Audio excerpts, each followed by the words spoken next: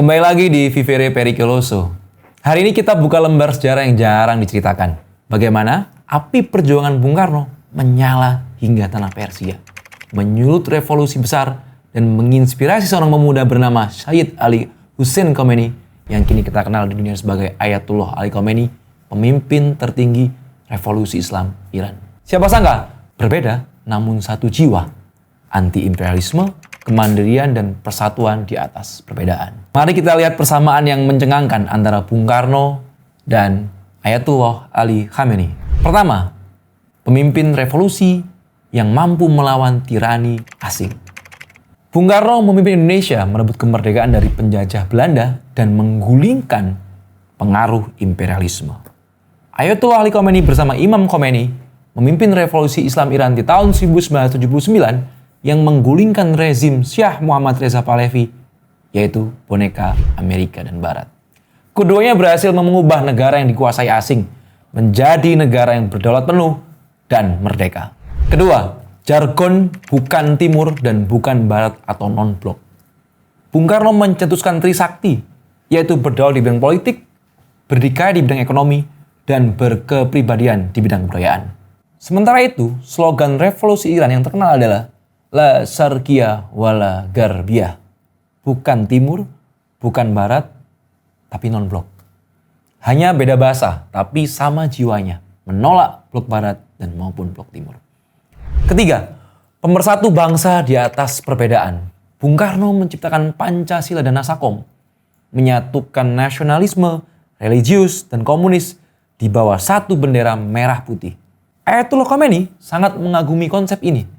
Ia pernah berkata bahwa Pancasila adalah contoh brilian bagaimana satu ideologi bisa merangkul semua aliran tanpa harus saling memusuhi, dan itu menjadi inspirasi di Iran.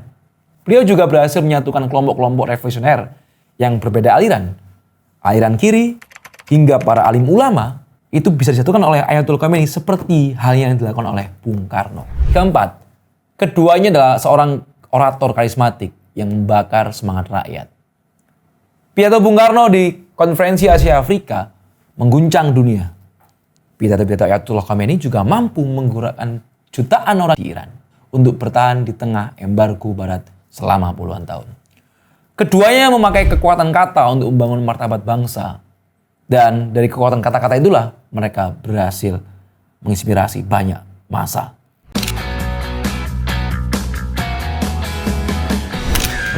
Sekarang mari kita masuk ke sebuah cerita bagaimana Ali Khomeini terinspirasi oleh Bung Karno. Sejak masa mudanya, ketika masih menjadi aktivis anti-Syiah, Ali Khomeini sudah membaca pidato Bung Karno, terutama pidato legendaris di Konferensi Asia Afrika di Bandung, dan ia pernah mengakui secara terbuka dan langsung ada 3 atau 4 orang yang paling memberikan pengaruh besar dalam hidupku. Yang paling berpengaruh adalah Ahmed Soekarno. Itu adalah kata-kata Ali Khomeini. Bahkan saat dipenjara 6 kali oleh rezim Syah Pahlavi, Khomeini tetap membela pemikiran Bung Karno. Ia mempertahankan konsep Nasakom di depan sesama para tahanan.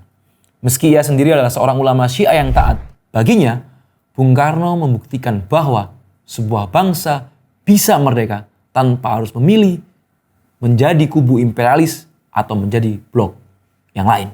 Hubungan istimewa ini tidak hanya berhenti di level ide atau romansa masa lalu.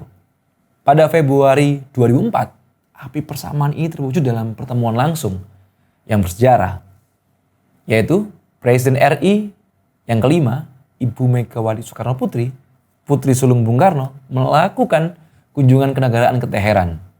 Kunjungan itu dalam rangka menghadiri konferensi tingkat tinggi D8 di Teheran, Iran, sekaligus memperkuat hubungan bilateral antara kedua negara. Di sana, Ibu Megawati berkesempatan bertemu secara langsung dengan Ayatullah Ali Khamenei. Pertemuan itu berlangsung hangat dan penuh dengan cerita-cerita masa lalu. Khomeini menyambut dengan penuh hormat, dan dalam dialog mereka, Ali Khomeini menyampaikan kekaguman yang mendalam terhadap pemikiran Bung Karno, sosok yang telah menginspirasinya sejak muda. Dan Ibu Megawati sendiri mengenang momen itu sebagai pertemuan yang membekas dan menjadi sambutan dan menjadi nilai persahabatan yang tinggi antara kedua negara. Ibu Megawati sendiri mengenang momen itu sebagai pertemuan yang membekas. Sambutannya hangat, penuh dengan persahabatan, serta karisma kepemimpinan yang begitu terpancar kuat di diri Ayatullah Ali Khamenei. Bahkan dalam pertemuan tersebut, Ibu Mega secara langsung mengundang Khamenei untuk berbalas kunjung ke Indonesia untuk menghadiri konferensi ulama Islam internasional di Jakarta pada tahun yang sama. Kemudian, puncak pengakuan itu terjadi di tahun 2012 saat membuka konferensi tingkat tinggi gerakan non-blok di Teheran.